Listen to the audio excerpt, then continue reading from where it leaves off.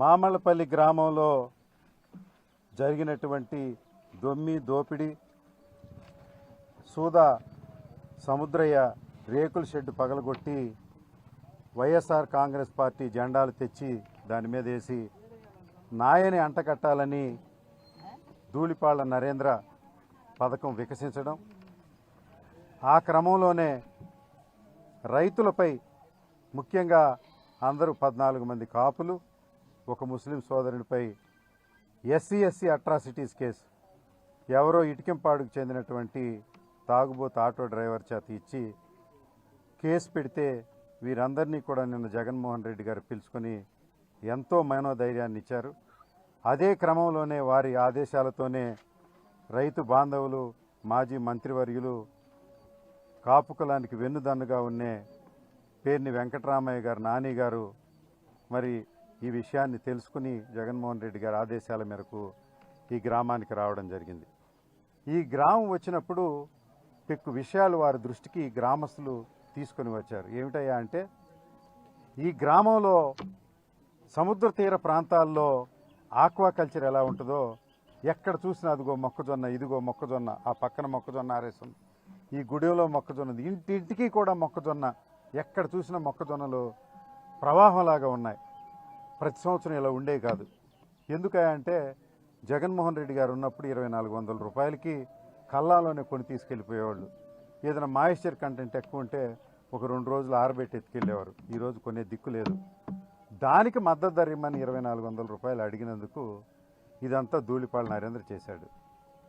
అంతేకాకుండా ఇంకొక భయంకరమైన నగ్న సత్యం ఏంటయ్యా అంటే, ఈ గ్రామంలో ధూళిపాళ్ల నరేంద్ర తాను కొన్నానని చెబుతున్న 2100 రూపాయలు 1650 కొంటున్నారు. ఒక్క బస్తా మొక్కజొన్న కూడా ఈ గ్రామంలో తెలుగుదేశం కానీ జనసేన వాళ్ళ దగ్గర కూడా కొనలేదంటే మీకు అర్థమవుతూ ఉంటుంది. ఆయన కొన్నమాట వాస్తవం.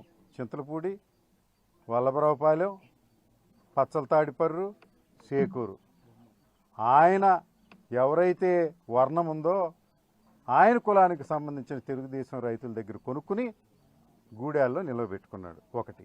2, ఈ గ్రామంలో ఏ తల్లి మెడైనా చూడండి పసుపు కొమ్ము కాక తాళిబొట్టులు లేవు. ఎందుకంటే మొక్కజొన్న అమ్ముకుంటే డబ్బు వచ్చేది, కూలీలకు ఇవ్వడానికి డబ్బు లేదు. అందరూ కూడా బ్యాంకులో పెట్టుకున్నారు.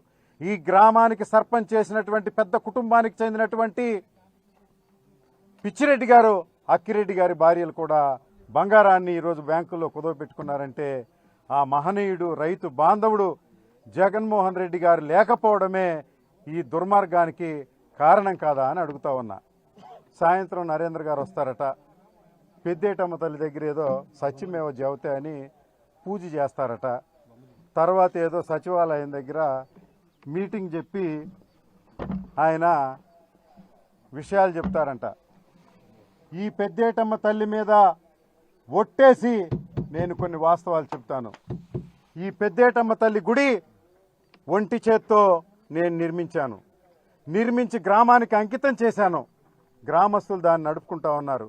ఎప్పుడో మా తాత అంబటి బాపయ్య స్మారకార్థం ఈ గ్రామం నుంచి మా తండ్రి ప్లీడర్ చదువుకొని రేపల్లెల్లి ప్రాక్టీస్ పెడితే తిరిగి ఈ గ్రామంలో ఇల్లు కట్టుకుని ఈ పెద్దేటమ్మ తల్లి గుడే కాకుండా ఈ పొలాలకి వెళ్ళే 2 రోడ్లు, ఒక చర్చికి సంబంధించినటువంటి పనులు, ముస్లిం సోదరులకు సంబంధించినటువంటి మరి కమ్యూనిటీ హాలు, అదేవిధంగా ఎస్టీ సోదరులకు సంబంధించినటువంటి హాలే కాకుండా ఈ నియోజకవర్గ వ్యాప్తిగా అనేక వేల మందికి కళ్ళజోళ్లు, స్టంట్లు, గుండె ఆపరేషన్లు ఇవన్నీ కూడా జగన్మోహన్ రెడ్డి గారు ఆ రోజు ఉన్నటువంటి ఆరోగ్యశ్రీ ప్రకారం చేశాను.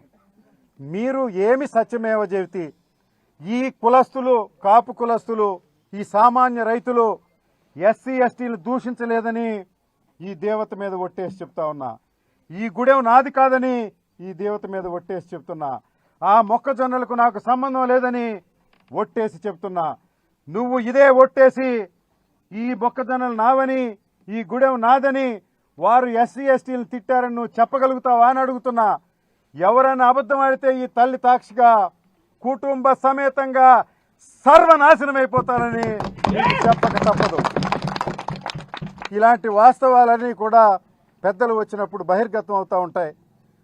మరి రైతులు పడుతున్న ఈ కష్టాన్ని వైఎస్ఆర్ కాంగ్రెస్ పార్టీ భుజాన వేసుకుని రాష్ట్ర వ్యాప్తంగా వివిధ పంటల మీద జరుగుతున్నటువంటి ఉద్యమాల్లో భాగంగా ఈరోజు ఈ గ్రామానికి వచ్చినందుకు మరి పేర్ని నాని గారికి గ్రామస్తుల తరపున హృదయపూర్వకంగా నమస్కారం తెలియచేస్తూ ఈ సేలేసిన గూడాన్ని ఎలా తెరిపించాలో వారు జగన్మోహన్ రెడ్డి గారితో చర్చలు జరిపి లీగల్ పోరాటం చేసైనా ఇవి తీసి దీనిలో ఉన్నటువంటి మొక్కజొన్నలు పురుగు పట్టకుండా ఎలికలు కొట్టకుండా కాపాడవలసిందిగా సవినయంగా మీ తరపున వారిని ప్రార్థిస్తూ సెలవు తీసుకుంటాను. మీ అంబటి మురళి.